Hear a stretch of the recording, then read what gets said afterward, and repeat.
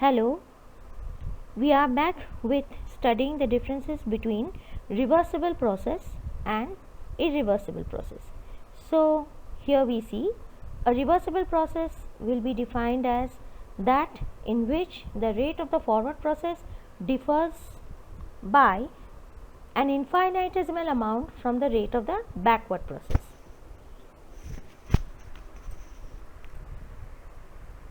In case of irreversible process, there is a large difference in the rates of the forward and the reverse process. Here we see the large difference between the rates of the forward process and the reverse process. Now, in case of reversible processes, the process takes place in a large number of steps, and at each step an equilibrium is achieved. Next, at any step, in case of reversible processes, the process can be reversed, and making small changes in the driving force, we can achieve this. Again, maximum work can be obtained when we do a reversible process. Example, sublimation of camphor in a closed vessel. Okay, then how does an irreversible process differ from the reversible one? First, as we noted, there is a large difference in the rates of the forward reaction and the backward reaction. The reaction goes to completion very fast. It is not possible to detect the steps, if any, in between the final and the initial state. Maximum work is not possible to be obtained in such a process. Why? Because it is going in one step only. It is not breaking up in multiple steps. The best example of such an irreversible process is the ripening of fruits. Right?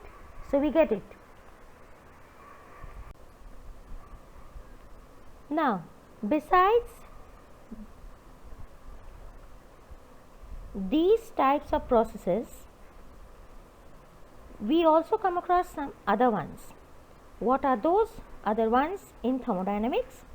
First one you see here, that is the isothermal process.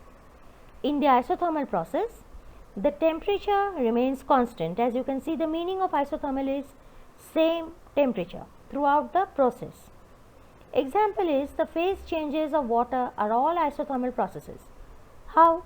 When ice melts, you will see as long as ice is melting, the temperature will be at 0 degree. When water boils and changes into water vapor, the temperature will be at 100 degrees Celsius. So, we see that these are isothermal processes. What can we conclude here?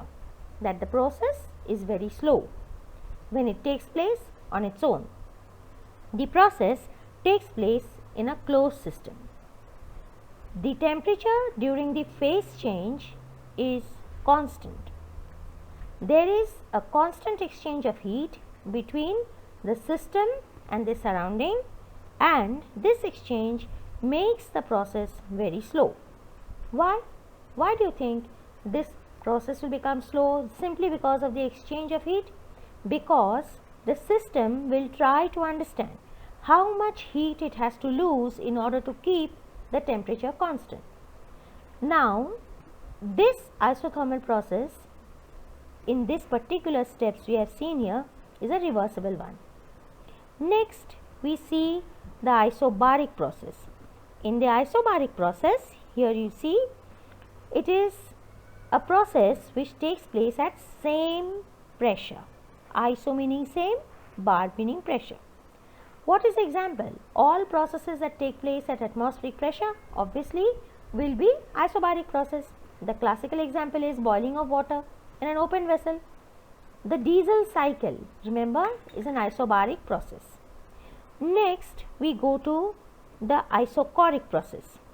It is same volume process. What is this? Now, constant volume process or same volume process is called the isochoric process. Air conditioners work under these conditions, constant volume process. Also, the Otto cycle, that is the running of petrol engines, is isochoric process. Now, we are done with these three type of processes. Anything else can we think of? Yeah. There is more type of process, and that is the adiabatic process. Now, what is this adiabatic? Adiabatic process is a process in which the temperature does not remain constant. The process does not take place in an isolated system, nor in a closed system, nor in open system. Then where does it take place? Now, it will take place in an adiabatic system. What is that? And let us understand how this adiabatic system differs from isolated system or from the closed system or the open system. Now, in an adiabatic process, remember, there is always a change in the internal energy of the system, but no heat is exchanged with the surrounding. No energy is exchanged with the surrounding. The best example you can imagine is someone carrying soft drink in cups filled to the brim.